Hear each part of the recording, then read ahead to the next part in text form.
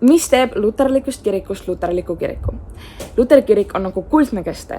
Sul on nii aastasadu hoitud traditsioone kui ka vaimuvaba liikumine. Ja see on täpselt see balanss selle kahe maailma vahel. Midagi ei saa olla liiga palju, midagi ei saa olla liiga vähe, vaid täpselt seal keskel. Ja ükskõik, mida me teeme, see peab olema kooskõlas pühakirjaga. Ehk siis meie kirik väga utsitab ja julgustab meid küsima ja uurima, mis päriselt on piiblis kirjas. Samuti on meie kirikus väga kõrgel kohal sakramendid ja nende puhas ja korrektne käsitlemine. Ja ma tooks ka välja meie pühapäevase liturgia, kus nii vanem generatsioon ja uuem generatsioon tulevad kõik kokku ja meil tekib see kahekõne ja selle hetkel sa saadki aru, et see ongi Kristuse ihu, see ongi see kogukond, see ongi see pere. Ja see teeb luterlikust kirikust luterliku kiriku. Näeme noortekogul!